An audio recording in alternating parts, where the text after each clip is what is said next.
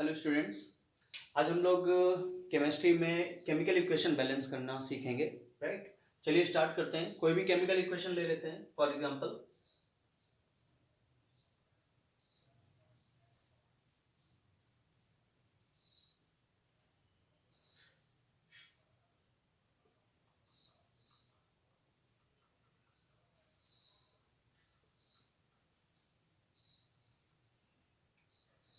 ये chemical equation है जिसमें हम लोग बेसिकली हाइड्रोजन क्लोराइड बना रहे हैं, है ना। हाइड्रो सल्फ्यूरिक एसिड में हमने सोडियम क्लोराइड यानी कि सॉल्ट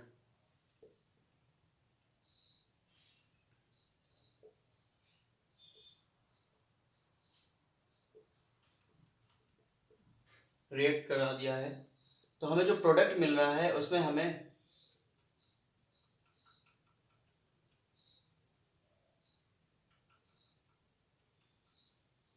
और सोडियम सल्फेट मिल रहा है। समझ में आ गया। चलिए स्टार्ट करते हैं। तो ये वाली साइड हमारी है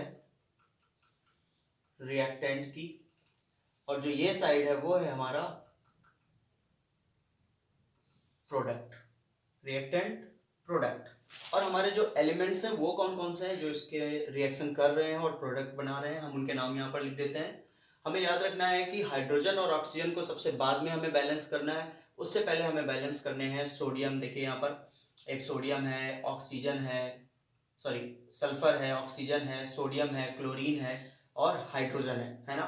तो सबसे पहले हम लोग सल्फर लिख लेते हैं यहाँ पर एलिमेंट। दूसरा एलिमेंट जो हमारा है वो है हमारा सोडियम लिख लेते हैं, फिर क्लोरीन लिख लेते हैं, फिर हाइड्रोजन लिख लेते हैं और फिर ऑक्सीजन लिख लेते हैं। ठीक है, ध्यान से देखिएगा। तो चलिए, सल्फर रिएक्टेंट में कितने कितने इनके एटम्स हैं और प्रोडक्ट में इनके कितने कितने एटम्स हैं वो हमें काउंट करना है। हम एटम इसलिए काउंट कर रहे हैं क्योंकि केमिकल रिएक्शन में एटम ही पार्टिसिपेट करता है। चलिए स्टार्ट करते हैं। तो सल्फर की केस में देखिए, हम अभी रिएक्टेंट की बात कर रहे हैं, तो यहाँ पर सभी में देख लेते हैं। तो सल्फर सिर्फ कितने हैं? 1। तो सल्फर 1 है यहाँ पर। प्रोडक्ट में सल्फर कितना है? हियर ओनली 1, तो 1 हो गया। सोडियम के केस में देखते हैं, तो यहां पर सोडियम कितने हैं? 1। यहां पर सोडियम कितने हैं? 2। क्लोरीन, क्लोरीन यहां पर कितना है? 1। यहां पर क्लोरीन कितने हैं? 1। हाइड्रोजन, हाइड्रोजन यहां पर कितना है? 2। यहां हाइड्रोजन कितने हैं? 1, अनबैलेंस्ड है। ऑक्सीजन यहां 4 है और यहां पर ऑक्सीजन कितने हैं? 4। चलिए स्टार्ट करते हैं। तो सबसे पहले हम लोग स्टार्ट करेंगे सल्फर से। सल्फर हम यहां पर देख रहे हैं कि 1 है और यहां पर जो सल्फर है वो भी 1 है। तो यानी कि हमारा सल्फर वाला केस तो बैलेंस है, हमें उसमें कुछ भी गड़बड़ नहीं करनी है। अगला केस हम देखेंगे, सोडियम के बारे में। देखिए सोडियम यहां पर कितना है? 1 है, यहां पर 1 है, लेकिन यहां पर सोडियम कितने हैं? 2 है। यहां पर सोडियम 2 है जो कि एक इम्बैलेंस पोजीशन है, तो हमें इसे बैलेंस करना है। अब इसको बैलेंस करने का क्या तरीका हो सकता है? इसको तो कम कर नहीं सकते, पर हम इसको बढ़ा सकते हैं। तो अगर वहां सोडियम 2 है तो यहां भी मैं सोडियम 2 कर देता हूं, और जैसे ही यहां पर सोडियम 2 हो जाएंगे तो मुझे नंबर ऑफ रिएक्टेंट में नंबर ऑफ सोडियम जो है चेंज करना पड़ेगा। तो क्योंकि पहले सोडियम कितना था? 1, तो अब इसको हटा करके सोडियम मेरे पास कितने हो गए? 2। लेकिन इस बैलेंसिंग के कारण क्लोरीन क्या हो गया है? गड़बड़ हो गया है। हमने क्लोरीन कितने लिखे थे रिएक्टेंट में? 1, लेकिन अब हमें क्लोरीन कितना करना पड़ेगा? 2 क्लोरीन। तो क्लोरीन भी 2 हो गया है। आगे देखते हैं, यहां पर हमारा क्लोरीन कितना है? 1 है। अभी देखिए सोडियम क्लोरीन जो डिसबैलेंस हुआ था वो बैलेंस हो गया है, ये पहले से ही बैलेंस्ड है, सोडियम भी हमारा बैलेंस्ड हो गया, लेकिन इन दोनों की बैलेंसिंग के कारण क्लोरीन हमारा डिसबैलेंस्ड हो गया है। अब हमें इसे बैलेंस करना है। यहां पर क्लोरीन अगर 2 हो गए हैं तो हमें इधर भी कुछ ऐसा करना होगा जिससे कि क्लोरीन बैलेंस हो जाए। तो हम यहाँ पर 2 से मल्टीप्लाई कर देंगे। जैसे ही हम 2 का मल्टीप्लाई करते हैं तो क्लोरीन कितने बन जाते हैं? 1 की जगह पर क्लोरीन हो जाते हैं 2। तो 2 यहां भी है, 2 यहां भी है, सो क्लोरीन इज बैलेंस्ड। लेकिन इस गड़बड़ी के कारण हाइड्रोजन इम्बैलेंस हो गया है। तो पहले यहां पर हाइड्रोजन कितने थे? 1, लेकिन अब कितने हो गए हैं? 2। पर हमें इसका फायदा मिल गया, यहाँ भी हाइड्रोजन 2 है, यहाँ भी हाइड्रोजन 2 है, तो ये हाइड्रोजन वाला केस भी बैलेंस हो जाता है। अब बचता है ऑक्सीजन। चलिए देखते हैं, वहां पर ऑक्सीजन 4 है, यहाँ भी ऑक्सीजन 4 है और कोई भी चेंजेस हमने नहीं किए हैं, तो इसका मतलब ऑक्सीजन हमारा ऑलरेडी बैलेंस है। तो ये तरीका है बैलेंस करने का केमिकल इक्वेशन, बहुत आसान है, आसानी से आप लोग कर सकते हैं। तो एग्जांपल फिर से यही लेने वाले हैं, लेकिन इस बार हम लोग बैलेंसिंग का मेथड चेंज करने वाले हैं, और जो ये वाला मेथड होगा ये कॉम्प्लेक्स इक्वेशन को सॉल्व करने में सबसे ज्यादा काम आता है। चलिए स्टार्ट करते हैं।